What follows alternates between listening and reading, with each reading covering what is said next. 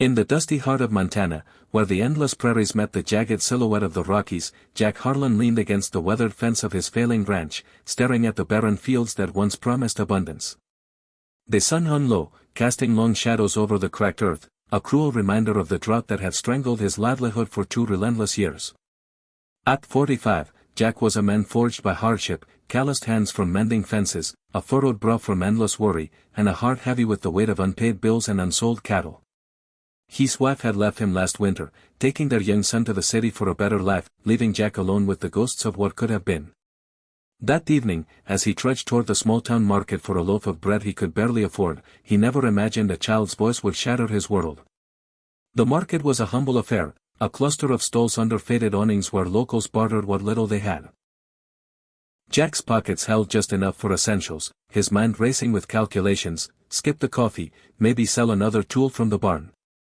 That's when he heard her. A small girl, no more than 8, with tangled auburn hair and dirt-streaked cheeks, stood by the roadside clutching a ragged doll. Her eyes, wide and desperate, locked onto passers-by. "Mister," she said, her voice trembling like a leaf in the wind, "my brother hasn't eaten in 3 days. Can you buy my doll?" Jack froze, his boots rooted to the cracked pavement. The doll was nothing special, a cloth thing with button eyes and a stitched smile, worn from years of love, but the girl's plea pierced him like a winter gale. He glanced around, expecting a parent or guardian, but she was alone, her tiny frame swallowed by an oversized coat that must have belonged to someone older. The town of Willow Creek was small, everyone knew everyone, yet Jack didn't recognize her. Strangers were rare here, especially children peddling toys for food. "Where's your family, Keith?" he asked, his voice gruff but not unkind, kneeling to her level. She hesitated, twisting the doll's arm nervously. "Pa's gone looking for work in the city. Ma's sick at home with my little brother. It's only 4, and he's so hungry he cries all night." Her words hung in the air, simple yet devastating, a child's honesty stripping away the pretense adults clung to. Jack's mind reeled. It was no stranger to hunger, nights when his stomach gnawed at itself, days when pride kept him from asking for help. But this? A girl sacrificing her only toy for her sibling? It unearthed memories he'd buried deep, his own childhood on a similar ranch, sharing scraps with his sister during the lean years after their father died. Back then, a neighbor's quiet gift of eggs had meant survival. Now, facing this mirror of his past, Jack felt a crack in his armored resolve. "How much for the doll?" he muttered, though his wallet screamed otherwise. $1, she whispered hopefully, her eyes lighting up like stars in the twilight.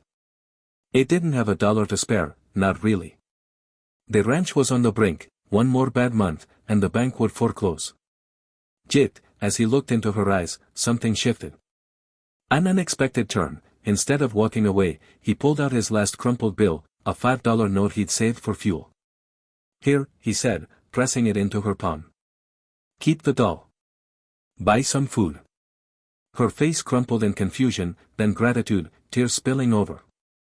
"But, why?" she asked, hugging the doll tighter. Jack swallowed hard, his throat tight. "Because sometimes, Keith, the world needs a little more kindness than it gives." But the story didn't end there. As the girl scampered off toward the market's bread stall, Jack lingered, a profound realization dawning. He'd given what he couldn't afford, yet he felt lighter, as if the weight of his isolation had lifted just a fraction. Curiosity, or perhaps fate, pushed him to follow at a distance. He watched her buy a loaf of bread, some cheese, and a tin of beans, her small hands clutching the bag like treasure. Then, instead of heading home, she veered toward the edge of town, where a cluster of rundown trailers huddled against the wind. Jack's heart sank. This was the migrant camp, where families displaced by the economic downturn scraped by, invisible to most. That night, sleep evaded him. The ranch house creaked in the silence, echoing his thoughts. Why had he helped? It was struggling himself, cattle dying from lack of feed, debts piling like snowdrifts. Yet, the girl's selflessness haunted him. She hadn't begged for pity, she'd offered something precious, her doll a symbol of innocence traded for survival. It mirrored his own sacrifices. Selling heirlooms to keep the land, working sunup to sundown alone. In the quiet hours, Jack unearthed an old photo album, flipping through faded images of his family ranch in better days. There was his sister, smiling with her favorite doll, the very one he'd teased her about. Life's twists had taken her away to Cáncer, 5 years back. It had been too buried in his grief to see the parallels until now.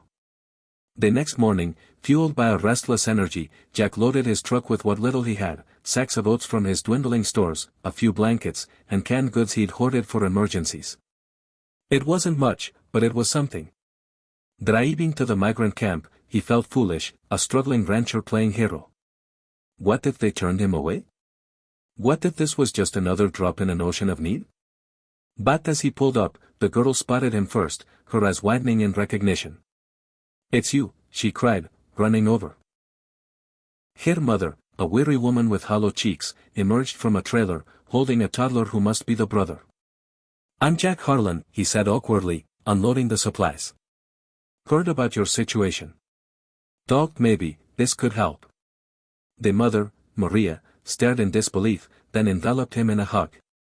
"God bless you," she whispered. As they talked, Jack learned their story. Her husband lost his job at a factory, illness struck, and they'd been drifting for months. Détal? It was the girl's last link to a stable home, a gift from her grandmother. In that moment, an unexpected alliance formed.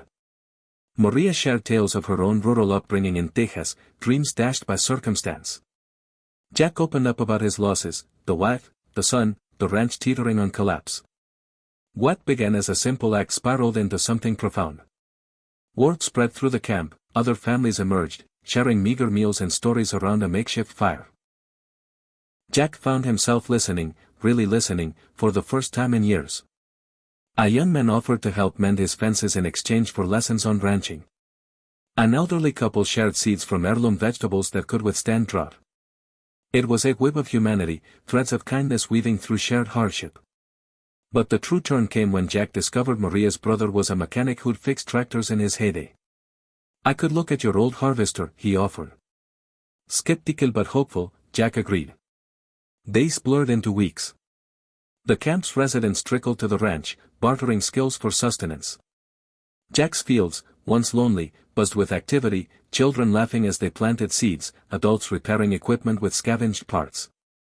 The girl's brother, Tommy, grew stronger, his cries replaced by giggles as he chased chickens.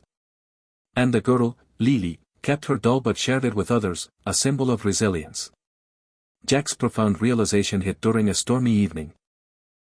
He'd been so focused on his solitary struggle that he'd forgotten the power of community. Isolation had been his true enemy, not the drought. The emotional climax unfolded one crisp autumn dawn. The bank called, foreclosure loomed unless Jack paid a partial sum. Despair clawed at him, but as he stared at the notice, a knock echoed. Outside stood Maria, Lily, and a dozen camp families, pulling what little they had, coins from odd jobs, a few bills from sold crafts. "It's not much," Maria said, "but you've given us hope. Let us give back." Tears stung Jack's eyes as he counted, just enough to stave off the bank for another month. In that act of collective compassion, transformation ignited. The ranch, once dying, began to breathe, shared labor yielding a modest harvest, enough to sell and sustain. As winter approached, Jack's son returned for a visit, drawn by tales of his father's miracle ranch. The boy marveled at the changes, the once grim land now alive with purpose. Lily and Tommy became like siblings to him, their laughter filling the house. Jack remarried? No, but he found family in the unlikeliest places. The struggling rancher who froze at a girl's plea had thawed into a beacon of humanity. In the end, Willow Creek whispered of the man who turned desperation into destiny. Lily's doll, now mended and cherished, sat on Jack's mantle, a reminder that selflessness sparks chains of kindness. Life's droughts come and go, but the power of one compassionate act can water souls for generations. In a world quick to divide, remember, when we freeze in the face of need, it's often the thaw that saves us all. Hope isn't found in abundance, it's forged in the giving, leaving hearts fuller than any harvest.